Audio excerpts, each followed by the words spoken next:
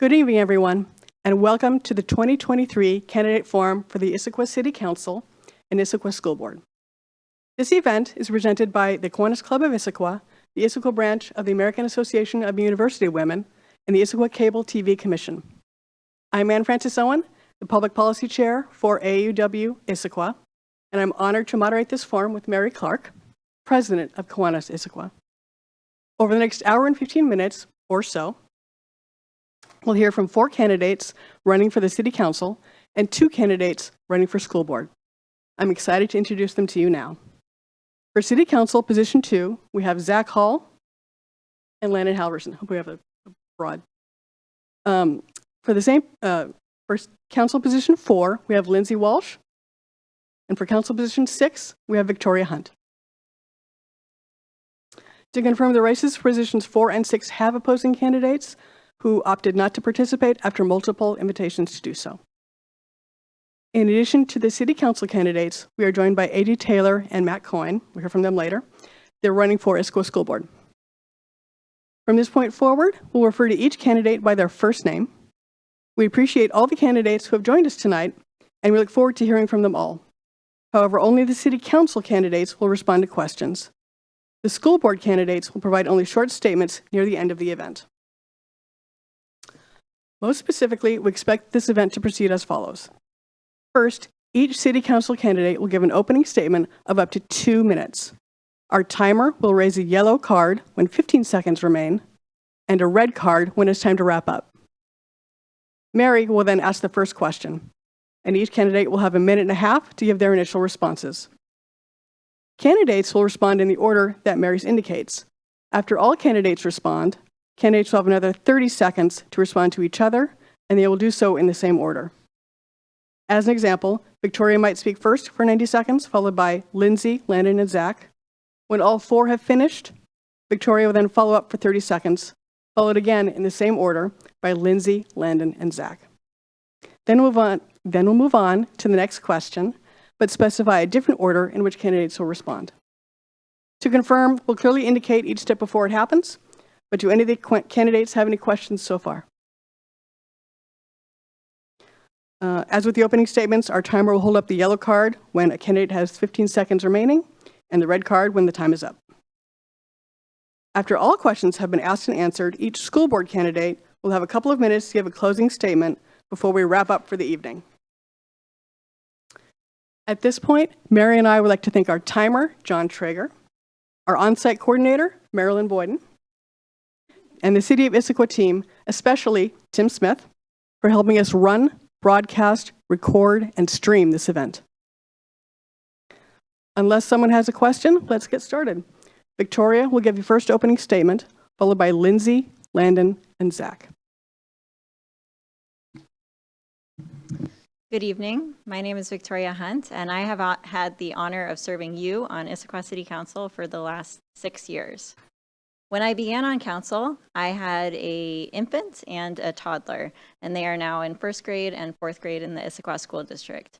I really use the experience of having raised my children here in Issaquah as a guiding light for me on council. I want to ensure that the decisions I make on council make Issaquah a great place for raising a family, for working families, and for all families. I believe that we live in a truly beautiful, unique place, and I will work hard to continue to protect our beautiful natural setting.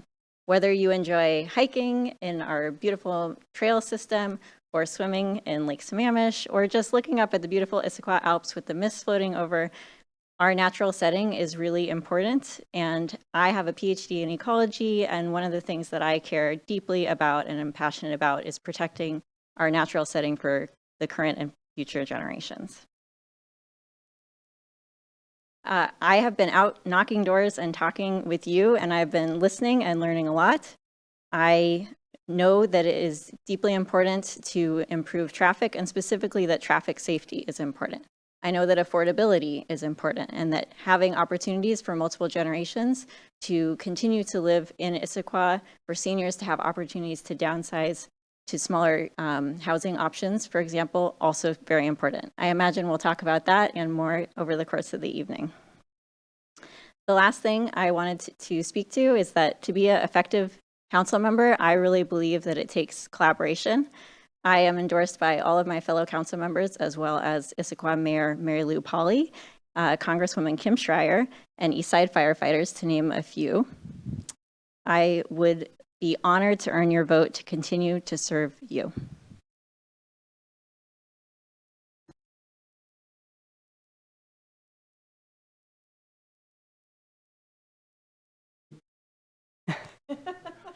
Lindsay, would you like to go?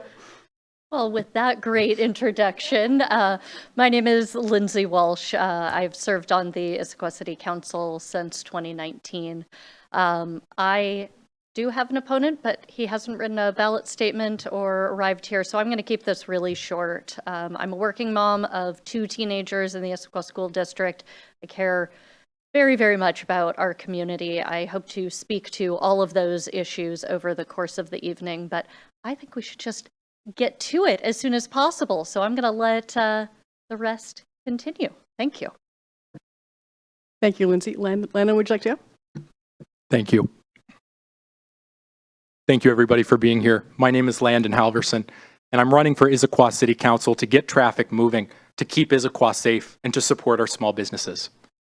As somebody who lives in Old Town and commutes daily, I understand the importance of ensuring that traffic is moving, which is why I support updating our traffic signals around our city with newer, better equipment. However, I recognize that cars are not the only way people get around here in Issaquah. I'm an avid hiker and biker, and it's for that reason that I support continuing to invest in our trail system, particularly trails that connect neighborhoods to our downtown core, and also ensuring that we are diligently planning for light rail to ensure an on-time arrival to the best of our abilities. In addition to getting traffic moving, I am also very supportive of keeping Issaquah safe. I'm committed to keeping Issaquah safe. As you're a member of council, I will always cast votes in support of our police officers. And meeting with the Issaquah Police Department will be one of my top priorities when council comes together to discuss with the mayor the 2025-2026 biannual budget. However, I don't just support our police. I also believe that community members should be able to take safety into their own hands, which is why I believe our city council should be more proactive in helping to ensure neighborhood watches are started in our communities. The data is clear, it saves lives, and for that reason alone, it's incumbent upon our city to ensure that we are creating these types of programs where it is feasible. Finally, I'm committed to protecting Issaquah's small businesses and our historic downtown charm. As a current Economic Vitality Commissioner with the City of Issaquah, I've seen firsthand many of the struggles our businesses are facing. In order to address our labor shortage, I support creating a website, Issaquah Jobs, similar to Snow Valley Jobs, to help fill those critical shortages. And I oppose raising our sales tax to 10.2%, the highest in the East Side. Issaquah has an important choice to make. I hope I can count on your support. Thank you, Landon. Zach, you have 2 minutes. Thank you, everyone. My name is Zach Hall. I'm currently the Deputy Council President here in Issaquah, and I also serve as the Vice Chair of the Eastside Fire and Rescue Board of Directors. I'm wrapping up my first 4-year term on council and running for re-election. So a little bit about me. Issaquah is my hometown. I grew up in the South Cove neighborhood, went to Issaquah Public Schools, and currently live in the Newport neighborhood with my partner, Tyler. Worked for the state legislature as a legislative assistant for 4 years, coordinating policy development and community engagement, and now I'm getting my Master's of Public Administration at the UW. I'm proud of everything we've been able to accomplish over the last 4 years. We responded to the COVID-19 pandemic, providing relief to struggling businesses and residents and nonprofits, worked with the region to stand up a vaccine clinic. We fully funded our police department, fully staffed our dispatch center, found new ways to recruit and retain quality and talented police officers, and we partnered with our retailers to prevent theft in their stores. We secured the development of over 150 units of affordable housing in our urban core. We made critical investments to our aging infrastructure.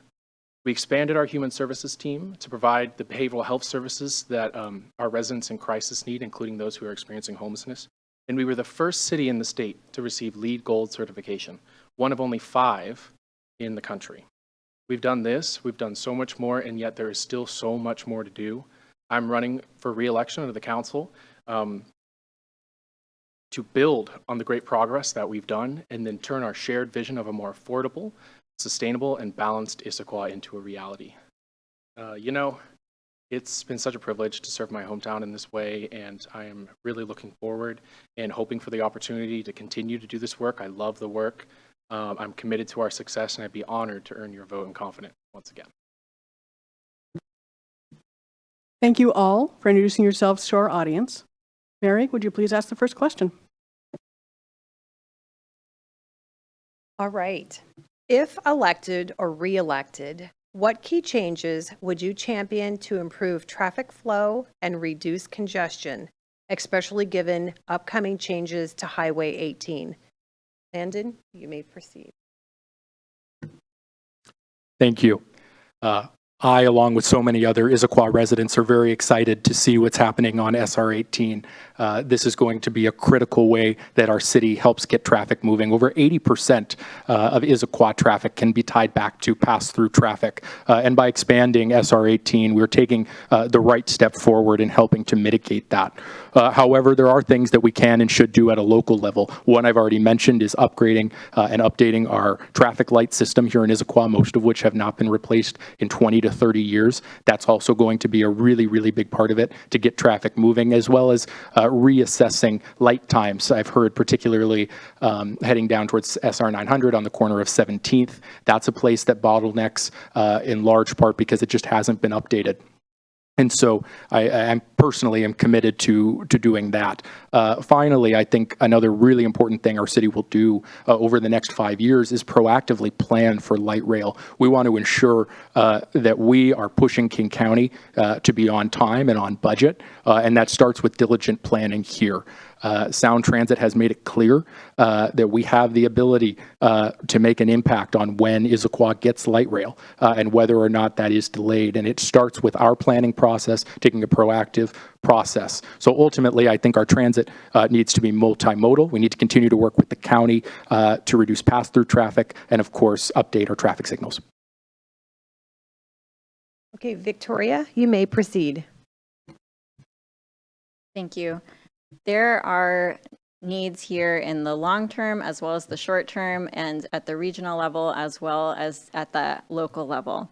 So starting with the near-term improvements, some of the things that we have done and that I think we should continue to do, more proactive budgeting for pavement management, concrete management. These are taking care of our existing infrastructure so that before you hit a pothole, we've already taken care of it. We should continue with that proactive budgeting approach. We also have worked with neighborhoods such as the Old Town neighborhood to really understand what they would like to see in their neighborhood for traffic calming, which is a particular problem that they've experienced. We've worked with the Providence Point neighborhood to install a signal there where they really called out for that. And so we should continue to work with the neighborhoods to install those near-term solutions that will improve the daily quality of life. In the longer term, we do need to plan for light rail and plan for that more transit-oriented development around where we expect light rail to be, and that is a collaborative effort. And then on the regional side, collaboration with our state representatives is very important. I am honored to be endorsed by our state representatives, and we should continue to support them in those improvements at Highway 18 that were mentioned. I also wanted to mention that we have a new program called MetroFlex, and I will leave it to my colleagues to talk more about it. Thank you, Victoria. Zach, you may proceed. Thank you. Yeah, no, I think this is a really important question. I'm going to be honest and say that I think we need to be doing a lot of the same stuff. We right now have been planning for the future of transportation investments in town in a way that I think is responsible and forward-looking.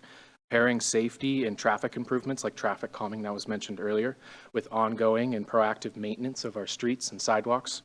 And then also pairing that with the implementation of the Mobility Master Plan, which it describes a new vision that we brought together the community to write this new vision for expanding the ways that we can get around town, empowering people to get around town without a car, by bus, by bike, on foot, in a number of ways, which will help prepare us for the light rail coming. And also for some of our neighborhoods that have no access to the city of Issaquah by foot or no sidewalks along their roads, this will finally honor our commitment to them as well.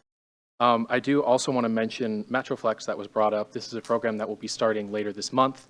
and you'll be able to call a neighborhood shuttle to your door wherever you are in order to get you to where you need to go. And the idea would be that hopefully people use this to get to the services in town or to transit centers. So that way we eliminate what's called the last mile problem between your home and the transit center and make it more easy and accessible to use public transit here in Issaquah. And the last thing is intelligent transportation systems, which I'm just touching on, and perhaps another council member can pick up on that. Thank you, Zach. Lindsay, you may proceed. I guess there's a lot to talk about here. I will start by saying, yes, Highway 18 is going to be potentially an amazing thing, but it's like 5 to 9 years out before that is actually completed. In the meantime, we're actually going to suffer a lot. I don't know if anybody notices whenever there's a bad accident on Highway 18, our downtown gets absolutely inundated because it's the only other place for people to go north-south through the city. So I think it's important for us to recognize, yes, that is a potential future, but in the meantime, we need to do other things to prioritize local traffic. So when we're talking about that north-south route, we have a lot of neighborhoods on either side that when there is traffic have a really hard time getting out of their communities and onto those main arterial roads. So I'd like to prioritize those. I'd like to work on traffic calming with any of the neighborhoods that are interested in that, much like we had done with the Highlands and the Old Town neighborhood. Tallis is starting to talk about that more and more, about speeding that's happening down their main drag. So I think those are important things that we can do in the meantime to respond. And I will challenge everyone to download the MetroFlex app so that you are ready when that becomes available, so that you can utilize it as a way to experience transit for some of the areas that maybe aren't as well served. Thank you. Thank you, Lindsay. All right, now you will all have a 30-second follow-up. Landon, you may proceed. Thank you. I appreciate the three incumbent members bringing up MetroFlex. I'm also excited about that. However, I want to see more investment from the county on this front. Something I think we're going to talk a lot about tonight is issues we'd like to fix that really occur on the county or state level. And unfortunately, things like MetroFlex, our bus system, is largely dealt with at the county level. And so I think continuing to have those really important conversations with other local elected officials to say, hey, this is a crisis in Issaquah, and we really need to get traffic moving. By providing this public transportation, we know that we need to take cars off the road. Some cars off the road to get traffic moving, especially on Front Street. We can't expand any farther, and I don't think most residents would want that, even if we could. So I really am looking forward to seeing how the next council can engage with our local state representatives and county representatives to ensure that our regional transit priorities are being met in addition to our hyper-local objectives. Thank you, Landon. Victoria, you may proceed. The Master Mobility Plan does lay out a very good framework for the improvements that we should make over the next years, as well as the Issaquah Climate Action Plan. And one of the focuses that I will have as council member is implementing those actions in the Issaquah Climate Action Plan that will reduce our transportation emissions, which is one of our biggest sectors.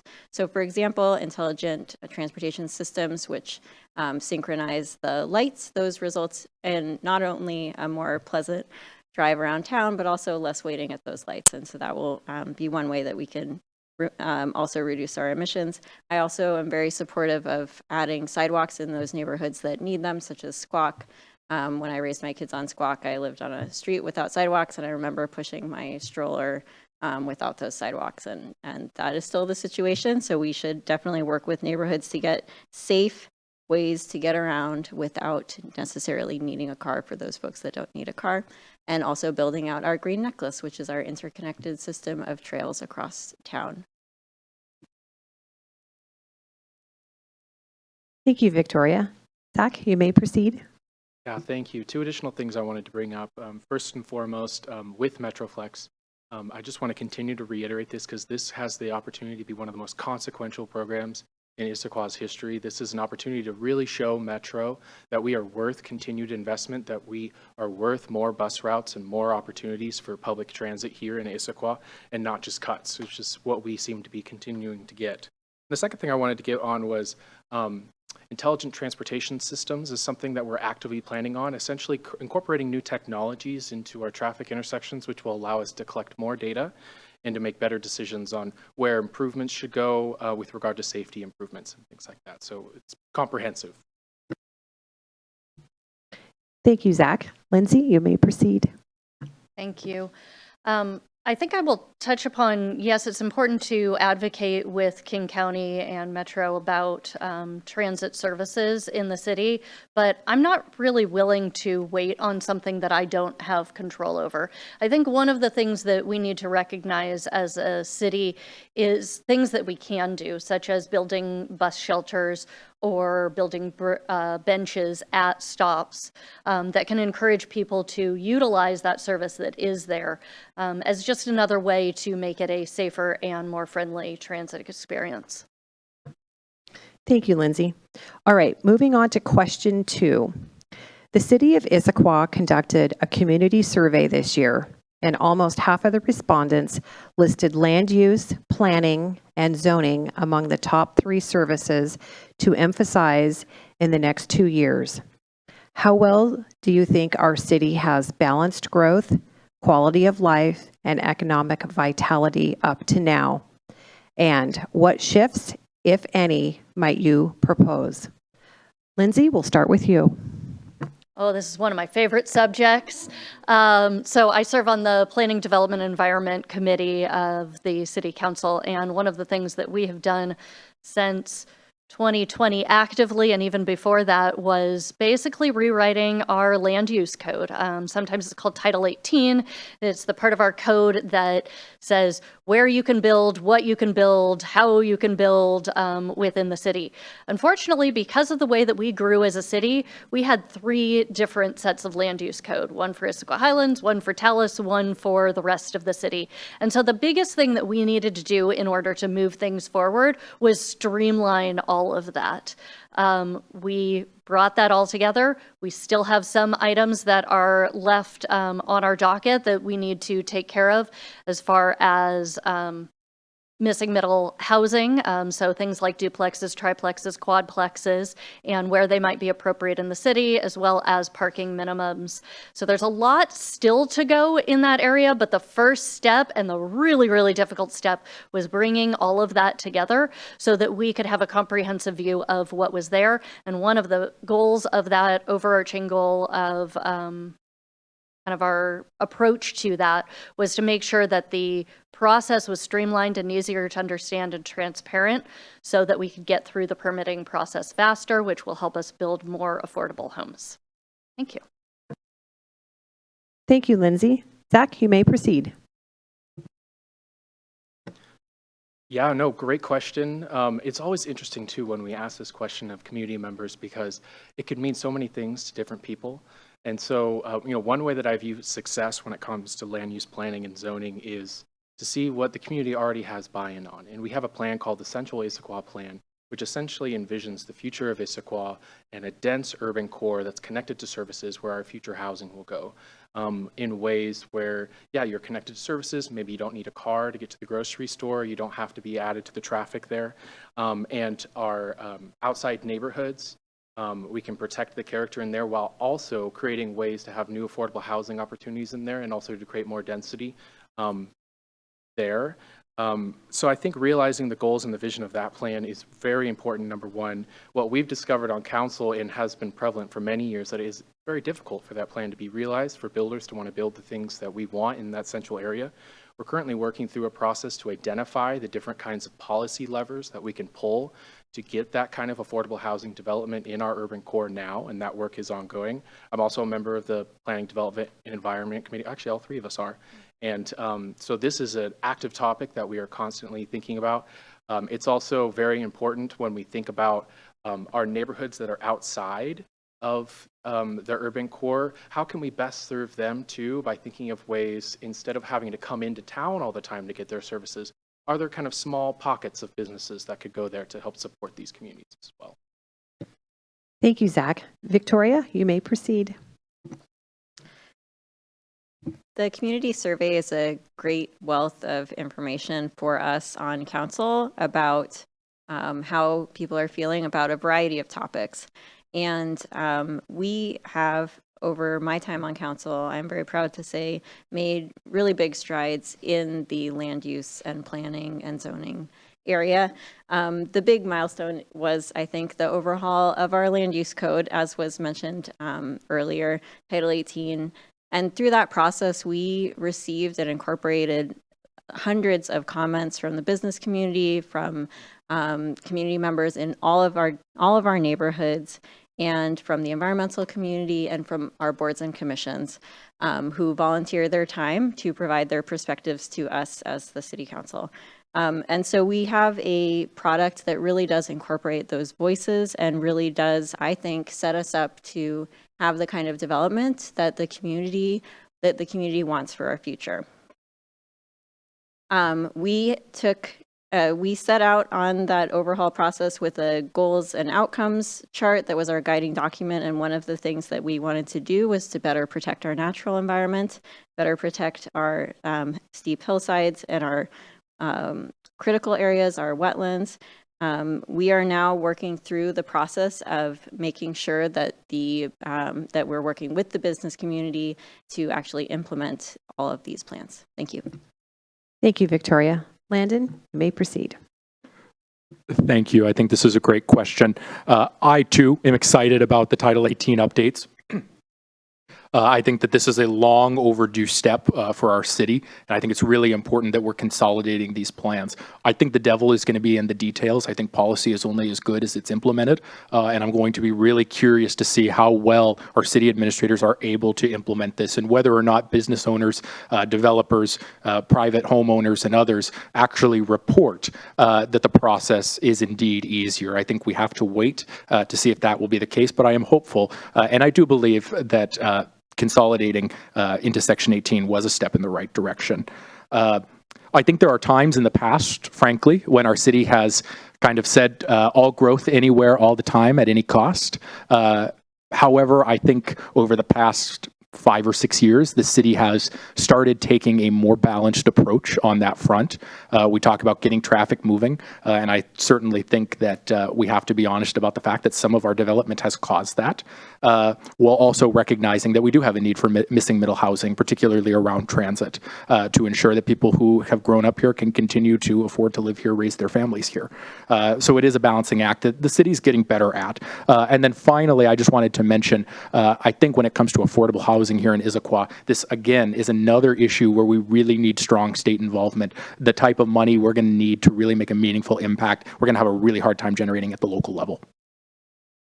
Thank you, Landon. Now we'll have our 30-second follow-up. Lindsay, we'll start with you. Thank you. So I think it's important that we don't wait on this.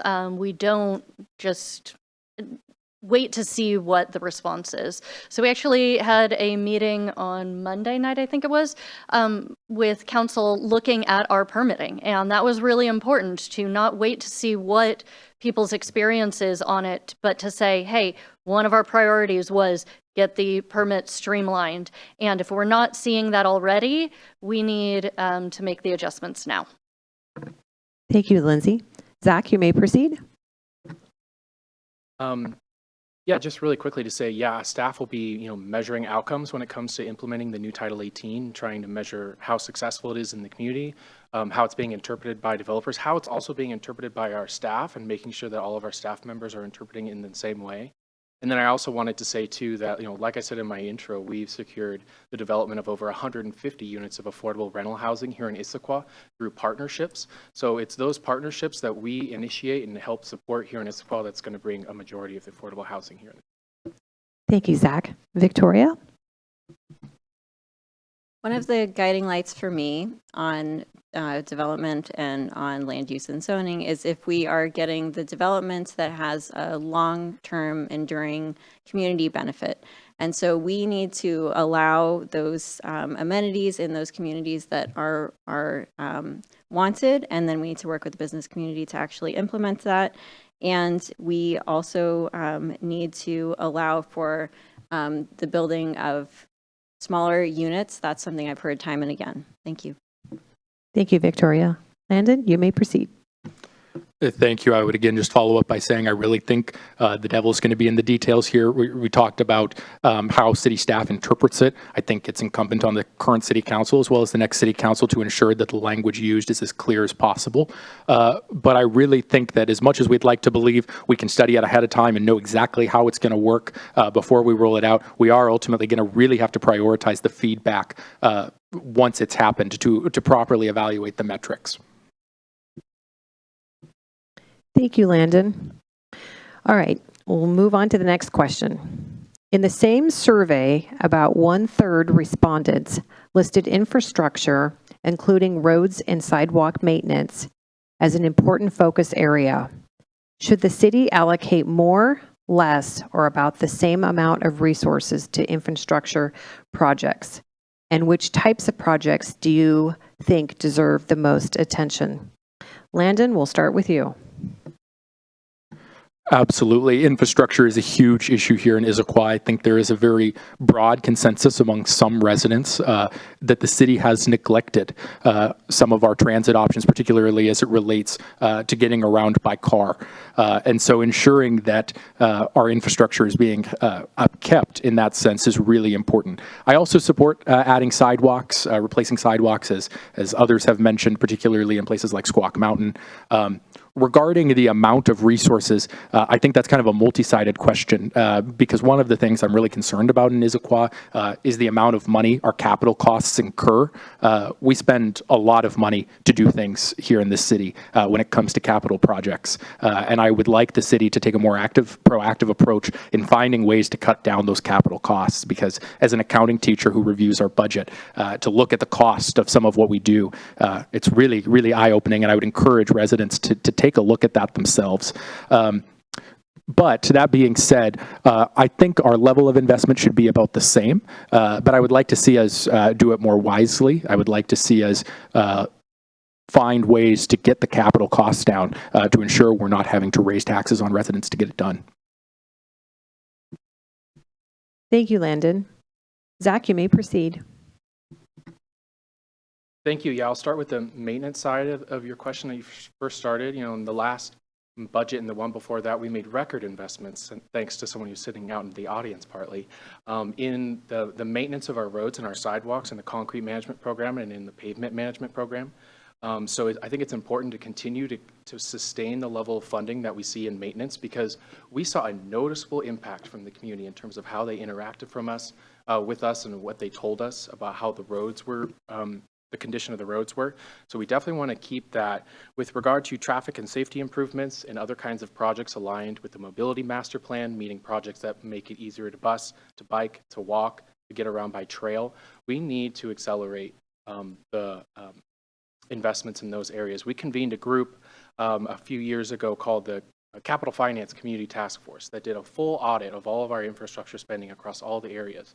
Concluded resoundingly that we do not have the revenue tools in order to meet community expectations around transportation improvement projects in particular. So I think it's really important that we have these tough conversations and we find the room to accelerate these projects because community expectations are really high. They want to have the options to get around town. Talk to anyone, they want to be able to bike around town. They want to be able to walk around town, but they don't feel safe. They don't feel like they can do it from where they are. So we need to make sure we put our money where. Thank you, Zach. Lindsay, you may proceed. Thank you. Maintenance, maintenance, maintenance, maintenance, maintenance, all the time, repair over building new. I think that comes from the strong towns mentality of it's really important to take care of what you already have before building new, because you know what building new is? it's a liability. It's something that you're going to have to take care of in the future. And if you don't have the money to take care of what you already have, the idea of building something new only adds to those maintenance costs. So we did invest record amounts. In fact, we doubled the amount that we spend on maintenance for roadways and sidewalks. But unfortunately, it's one of those things that kind of happens in a boom or bust scenario. When our revenue is high, particularly when real estate, excise taxes come through on some of those big purchases, then we feel like we have the money to do those things. I have advocated for maintenance to be a part of our capital projects so that we understand not only what's the cost of doing something new, but what's the cost to maintain it year over year, so that we understand and recognize what those costs are before we're putting the money in for that initial spending. So that will always be my first approach whenever we're talking budget is, and how are we going to pay to take care of that nice shiny new object that we just put up? Thank you. Thank you, Lindsay. Victoria, you may proceed. Thank you. Absolutely, we need to be proactive with taking care of our infrastructure assets. That does include our pavement management and our concrete management for the sidewalks, as has been covered. I will add that we also recently adopted a stormwater master plan, which makes updates in our stormwater infrastructure and gets us up to best practices. And this is very important for our natural environment, as well as for our very iconic and very important to Issaquah salmon. So we will continue to work to make sure that our infrastructure is up to best practices for the natural environment as well. And I also think that there are a number of instances that speak to the importance of working with communities to identify what are the specific issues that will most improve the quality of life. Specifically, we went out to the community to understand how best could we address the pinch point, the very small connection between the South Lake Sammamish neighborhood and the rest of town. And we actually asked, what specific infrastructure improvements would you like there? So we are very careful to make sure that we are using money wisely on those improvements that will have the biggest quality of life improvement for our residents. And we want to hear directly from you about what those things are. Thank you, Victoria. Now the 30-second follow-up. We'll start with Landon. Absolutely. I think the only follow-up point I would add is that I think we as a community have proven, as we've voted, as we've had community discussions, that we're willing to step up and pay what needs to be paid in terms of tax revenue to accomplish the goals that we want. We recognize that there's a cost to the things we do. But that being said, I just simply don't believe that Issaquah has to have the highest sales tax on the east side, tied with Kirkland, to make that a reality. The average home price is over $1 million. With real estate excise taxes, I want to see us do a better job at looking at the money we're spending. Thank you, Landon. Zach, you may proceed. We hear time and time again from our community that they want visionary projects. They want things that are big and bold, and they want us to solve their problems right away through partnerships and, through government spending.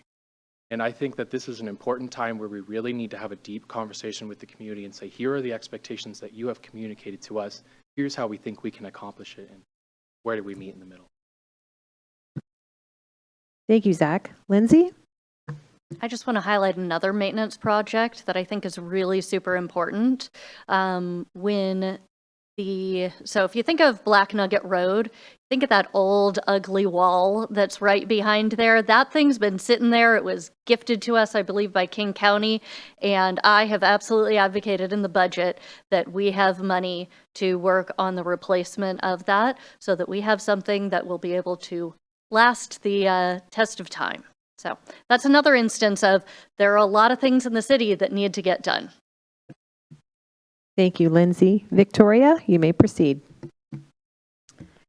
There is a connection as well to the land use question from earlier in terms of infrastructure. While we worked through Title 18, we identified those places in our city where we want to have connections for those pedestrian pathways, and we actually built that into our Title 18 code. And so I think that sort of proactive visioning is very important. And also it gives us an opportunity to work with our businesses and with our developer community to ensure that we make those investments. Thank you, Victoria. On to the next question.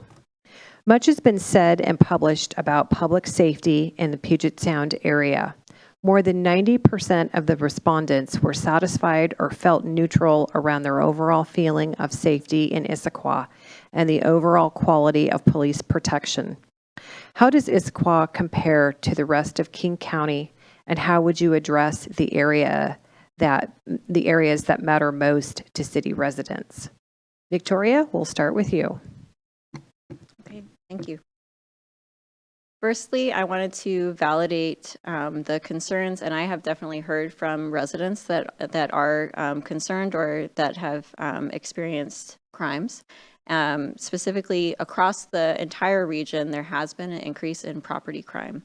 And so firstly, I wanted to acknowledge that.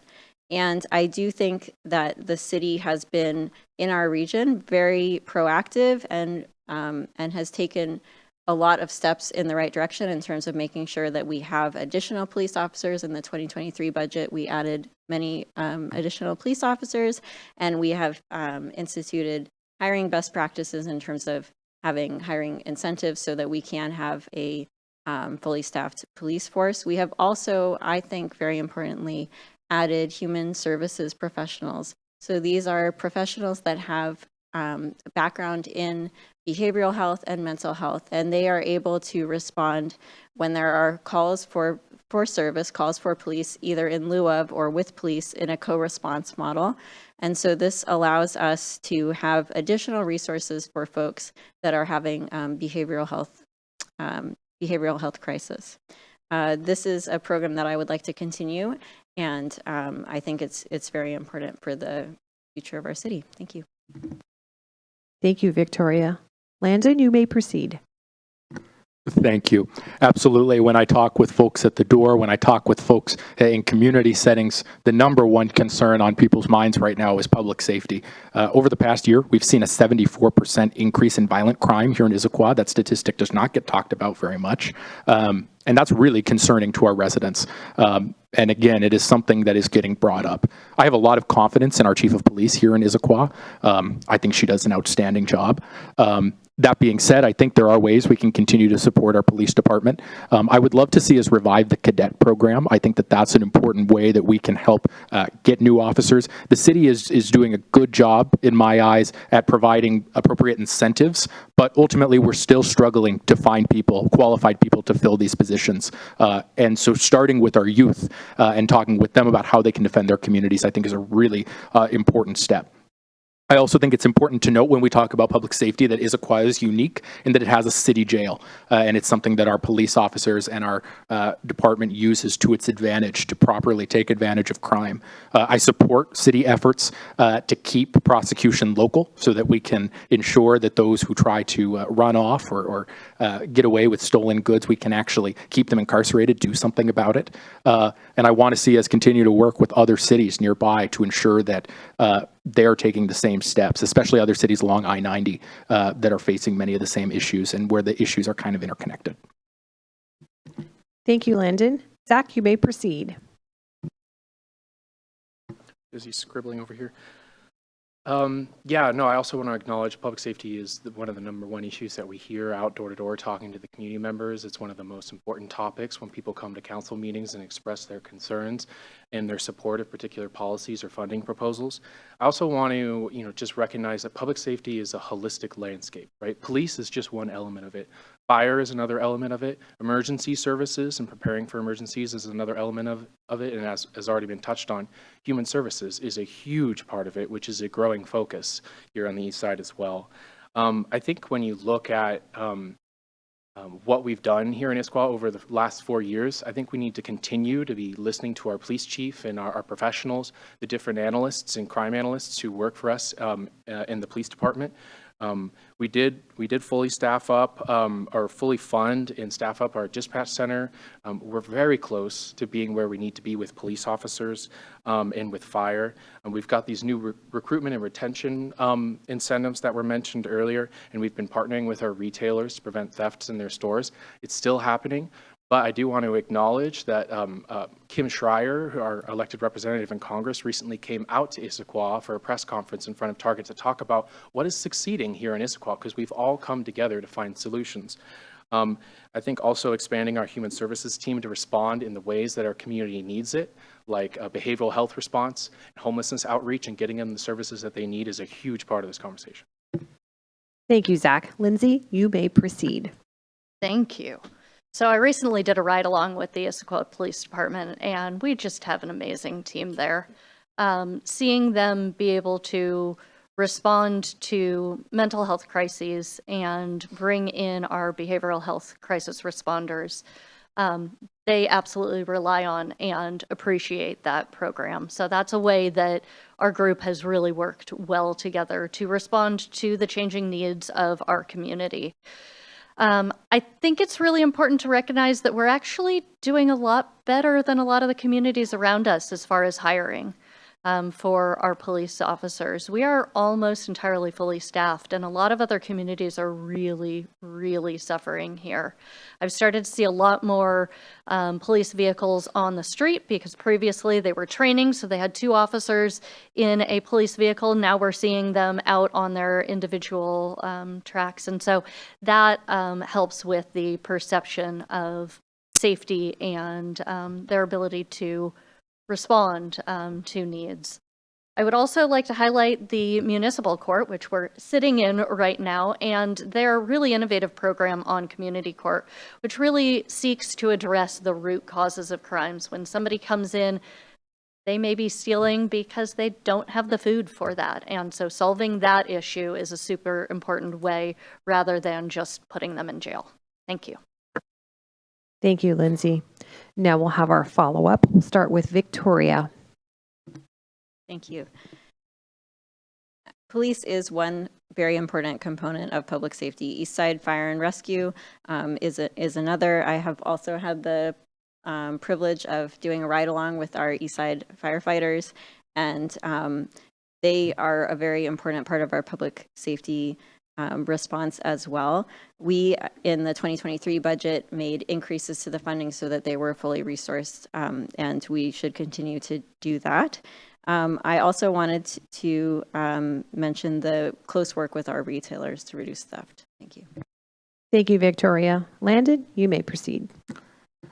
Absolutely. I think it's important to mention that in 2021, our city took an important step to ensure that our retailers were working with our police. That was a critical step that our city took. It was long overdue to ensure that there was communication between our police and our retail. And unfortunately, 2 of the folks on this stage voted against that. 3 council members voted against it, barely passed, despite pleas from the mayor.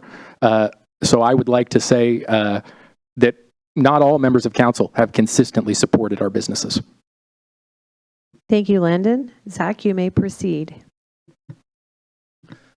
Yeah, the other thing I'll add to this space too is just being sure to share how public safety is being experienced in our city with our state and county representatives at different levels of government. It's very important that they understand we are the closest to members of this community who experience this issue. So it's really important that we're sharing up information and making sure that they're making policy decisions that will be able to create policy across the whole state and prevent kind of patchwork of different policies across communities, which has unintended outcomes. Thank you, Zach. Lindsay, you may proceed. Sorry, Thank Zach. you. The other one that I want to highlight as far as the city of Issaquah being innovative is we hired our first park ranger.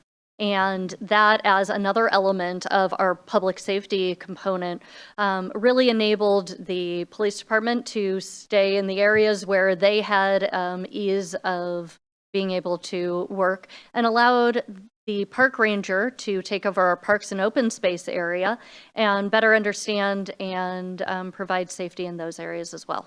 Thank you. Thank you, Lindsay. On to the next question.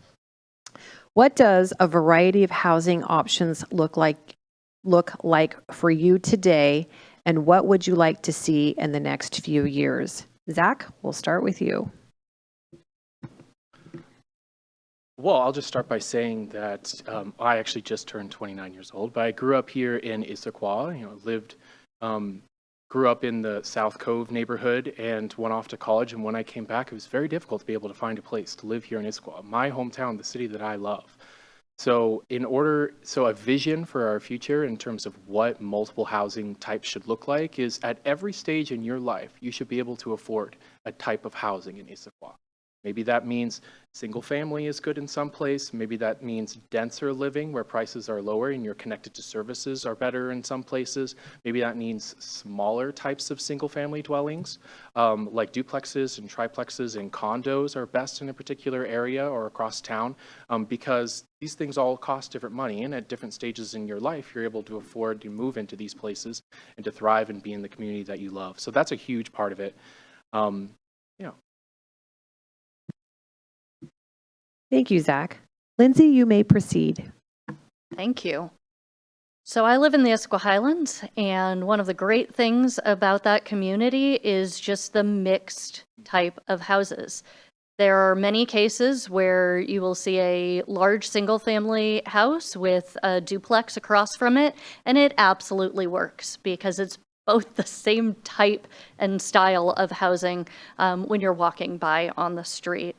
I think that's really important. I think it's also important to recognize that the city of Issaquah has more plex-style housing, duplex, triplex, quadplex, than any of our other regional cities. But it doesn't seem like that because it just fits in with the character of a neighborhood. So I think that's really important. I will also echo, I have high schoolers. I want them to be able to live nearby. I don't want them to have to go somewhere else in order to find a smaller unit that's more affordable. The other thing I just learned is that our city has the largest share of single-person households of the east side. And so that's another area where we recognize that you probably don't need a 5-bedroom household for that type. So really important just to recognize that a diversity of housing serves a diversity of people at different stages of their lives, and it helps make things more affordable as well. Thank you. Thank you, Lindsay. Victoria, you may proceed. I have knocked on hundreds of doors during this election cycle, and definitely I have heard time and time again that one of the things that folks would like are options, for example, for seniors to downsize into a smaller unit, or for students coming back from college to be able to find a place that they can live in this community once they've returned. And those community benefits are many if you have multiple generations that are able to stay in the community. Childcare, for example, I know firsthand that's a big benefit of having multiple generations be able to find affordable housing in the community, and there are many others. That community connectedness is definitely part of my vision for housing. We need housing that allows for that community connectedness. We do know from both surveys and from conversations that we would that our housing stock does not have those smaller unit options that folks would like to have as an option for them. I also wanted to mention two things in my vision for housing. One is more transit-oriented housing. We do have a transit-oriented development in the pipeline by the Issaquah Transit Center, but we need more of that. That also makes it more affordable.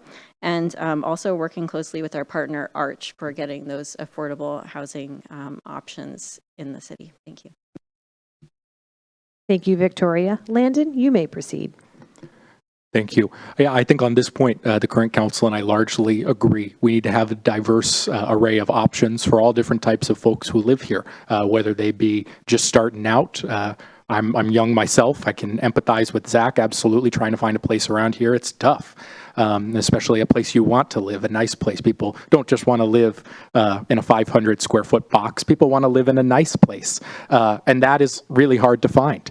And so ensuring that we have a multitude of options is going to be really, really important. I think ensuring that we have different approaches to different neighborhoods. I think the types of development and the types of housing I would be comfortable, and I think our residents would be comfortable seeing in places like South Cove and Old Town are a little bit different than in the Lower Highlands. And I think that there's different expectations by neighborhood about what exactly they want those options to look like. So I think it's really important that we bring stakeholders together, community stakeholders, developers together, get a better understanding of why they're not building the units. Ultimately, the city doesn't build the units that we want developers do. Why are they not building them? They need to be a part of this conversation in order for it to be successful. So ultimately, ensuring that we have a wide array of options, ensuring that neighborhoods are respected and included in the conversation, and ensuring that all stakeholders and key opinion leaders are able to come to the table for this conversation. Thank you, Landon. Now our 30-second follow-up, and Zach, we'll start with you. Thanks. The city has also taken action to ensure that we can empower communities at the edges of our cities and single-family neighborhoods to build the kinds of accessory dwelling units that they might want. These are the mother-in-law suites, and similar to the duplexes up in the Highlands. And I have to agree, sometimes you walk by those, and I would have absolutely no idea if I didn't already know. Similar with that, ADUs can be have that kind of appearance too. So I think there is a lot of messaging around how these things are bad for communities, but I think in the all they're very good because they give us more diverse options. Thank you, Zach. Lindsay, you may proceed. Thank you. Victoria talked about the transit-oriented development as a way to have a variety of options and also reduce your costs because you might not need 2 vehicles or you might not need a vehicle. I've got a high schooler, he's just learning how to drive, and talking to him about the expense of having a vehicle has really helped open his eyes to maybe I want to live in an area that doesn't require that type of expense that would burden me. And I'd like to have that option in the city of Issaquah. Thank you, Lindsay. Victoria, you may proceed. After we completed our Title 18, our land use code update, we had a number of things that we wanted to continue to work on, and one of them was implementation of our housing strategy as a city. We actually received a grant that allowed us to work with a consultant, Eco Northwest, to develop policy options for how we could actually bring that plan to life. And I'm very excited to say that we now have that guidance from having done that grant, and we will now work on implementing those policies to realize our housing strategy. Thank you, Victoria. Landon, you may proceed. Thank you. The only thing I would add to this is I really want to see the city do whatever it can to take what I call an infrastructure first approach to development, ensuring that as much of the infrastructure that is going to be needed and used by the new development is going in beforehand, not after the fact, so that we don't ultimately say we're going to build these developments and we'll get to we'll get to everything else. We'll get to the roads, the bridges later. We want to make sure that we're really doing that on the front end so that current residents don't feel the brunt of that new development. Thank you, Landon. We've made it to the last question. Kiwanis focuses on helping local children and their families who are struggling. And the AAUW works to strengthen gender equality. Given that women and children make up about 2/3 of Issaquah's population, what makes the city a great place for them to thrive? Where might we fall short, and how might we improve? And Lindsay, we'll start with you. Ooh, this is a good question. I think one of the strengths and one of the reasons that I moved to Issaquah all those years ago when I had a 6-month-old was the schools. I think we all can agree that we have a great school system and it's a great place to raise children. My kids are actually at Gibson Eck High School, which is an innovative high school that allows them to do internships and all kinds of things that just make for an amazing place. That being said, I know there's also a lot of women and children who are experiencing food insecurity in the city and rely on the Issaquah Food and Clothing Bank or on KidVantage or other service providers as ways to get by. because the cost of living and housing and transportation are all so incredibly expensive. So one of the things I'm proud on the city is that we have human services grants that go out to support a lot of those organizations. We're working with the Food and Clothing Bank all the time to understand what their needs are. And so there's a lot of things that we can do to improve as a community for people that are vulnerable, people who are experiencing something and need some help getting through it. Thank you. Thank you, Lindsay. Victoria, you may proceed. Thank you. I am endorsed by the National Women's Political Caucus, and one of the questions in one of their interviews really got me thinking about this. I think that all of the decisions we make on council, we really do need to look through the lens of how do we ensure that this continues to be a good place for families with children, for women with children, and for and how we can support the most vulnerable members of our community. We have, as I mentioned earlier, really tried to increase our ability as a city to have direct resources that are available to our community members. For example, we have a program with temporary housing options available at Motel 6. This is a place where folks can get on their feet and can have an address for which is necessary for many of the different services that they would have to access. So these programs are really important, and they are most important for the most vulnerable in our community, and they're changing lives. So these are things we can do. We also should continue to work with our nonprofit partners. This was especially important during the COVID, the years where COVID was most impacting folks in 2020 and 2021. We gave out many grants to support our community, and we should continue to support our community going forward. Thank you. Thank you, Victoria. Landon, you may proceed. Absolutely. As a teacher, as a high school teacher, protecting our kids is near and dear to my heart. It's what I've dedicated my life to. Certainly not for the fame or fortune, but we do it because we love our kids and we care about protecting our kids. One of my first actions on the Economic Vitality Commission in the city was to write into our economic development plan that we want this city to be the best place to raise a family. And there are multiple actions that our council can take to ensure that this truly is the best place on the east side and in Washington state, for that matter, to raise a family. One thing I would support doing is being the first city on the east side to codify a ban on open air drug use into our city code. I think that that is a critical step we can take. Cities like Bellingham have done it, and there's no reason we can't do it here. I also believe that we need to get into our schools, and I look forward to hearing from our school board candidates about this, talking with kids about the dangers of drug use, talking with them about the dangers of fentanyl. Our legislature passed a bill last year to require that schools offer links for families to learn more. It's a fine first step, but not nearly enough. Our kids are dying, and I know that that sounds harsh and extreme, but as a teacher, I'm seeing it, and I'm scared for our kids. We have the ability now to take meaningful action to ensure that this is not a community that turns into Seattle. And we have the ability to do that by taking action now on these fronts. Thank you, Landon. Zach, you may proceed. Thank you. Yeah, as been said, we have such a caring community of people who live here in Issaquah, and our human services efforts and our family-oriented programs really reflect that. So as was mentioned, our Human Services Commission, which is a dedicated group of community volunteers, help make the granting process possible. Sorry about that. So lots of investment that we do into the food bank, through KidVantage that was mentioned. Friends of Youth is another organization, Influence the Choice. Lots of local partnerships between the city and these nonprofit organizations to help support families in need, to help support children in need.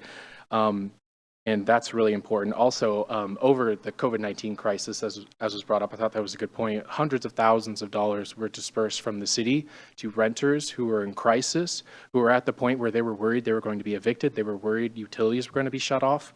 So it's really important that we're listening to these people who are in need and meeting them where their need is. Also, I think it's important to acknowledge that the city of Issaquah incorporates youth voice into our decision-making process a lot. a good amount of our boards and commissions, I don't know about the Economic Vitality Commission, a good amount of our boards and commissions have a youth representative to help communicate what the youth voice is about a particular issue. So that way, when it comes up to council, we have a good understanding that youth have been involved in that decision-making process.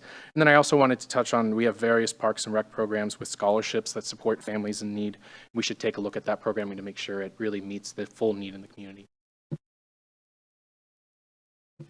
Thank you, Zach. Lindsay, we'll have our 30-second follow-up. We'll start with you. Thank you. I just wanted to touch upon childcare because it's something that we're hearing at the doors and when talking to constituents, that the availability of childcare, the availability for childcare providers to hire people who are willing to come into the area because they may not be able to afford to work in the area. So I'd like to see our Parks and Recreation Department and our camps program do more to provide childcare and other options that can help our community thrive. Thank you, Lindsay. Victoria, you may proceed. Thank you. I also was going to note childcare. It's a big concern. The council has had recent conversations with our Parks Department about what we could do to increase capacity. I know firsthand that that really can make a big difference and can make the difference between being able to hold down a job or not. So that's an area where I would continue to really push because I believe we can make a positive difference for our community. Thank you, Victoria. Landon, you may proceed.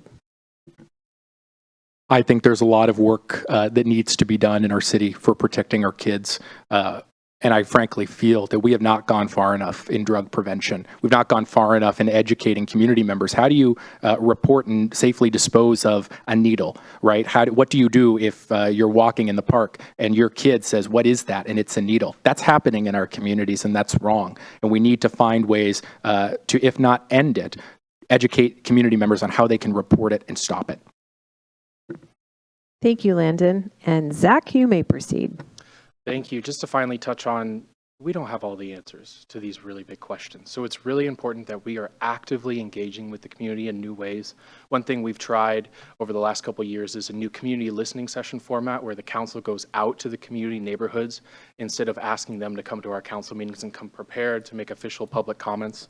And then, of course, we need to be leveraging our partnerships to identify more people in need and understand what are other cities in the region doing, how are they succeeding, and how can we adopt and bring best practice here.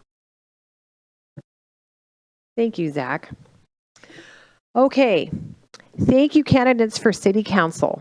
We will now hear from the school board candidates as they each give a 2-minute statement. Matt, would you please start with AJ to follow? If the city council candidates could vacate and take your nameplates, please.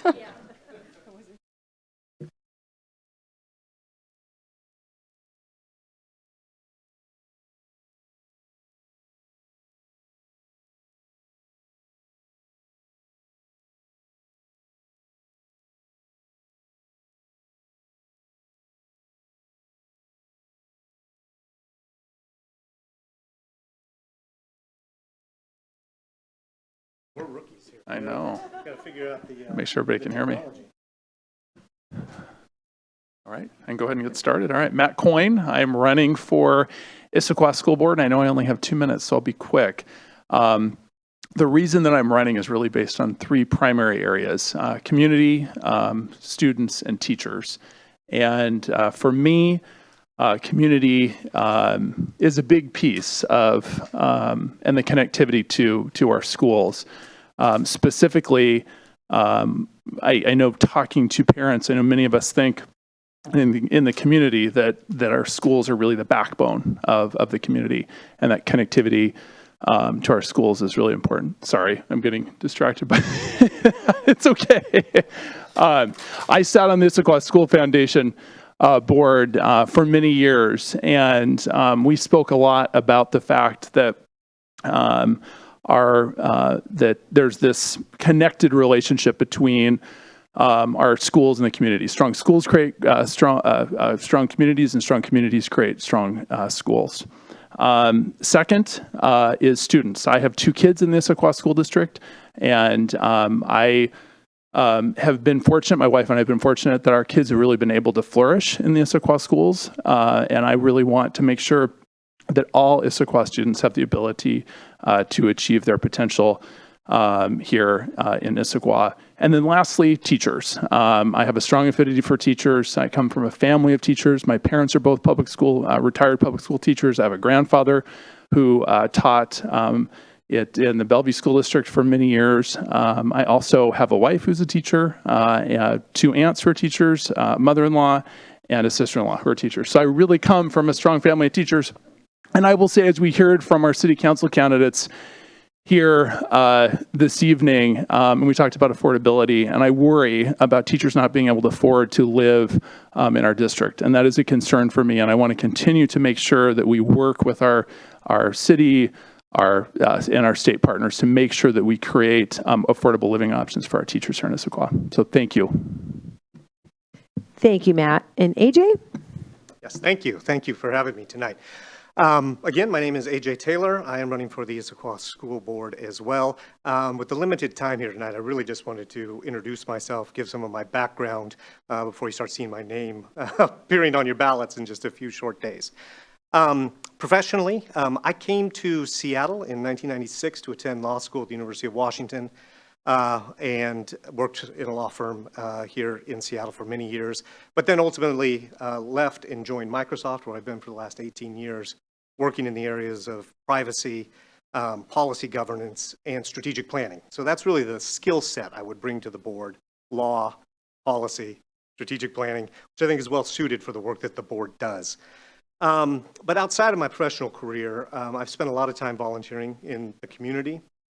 And in 2018, when my wife and I moved here to Issaquah, that happened to coincide with the fact that I had a 5-year-old that was getting ready to enter the school district.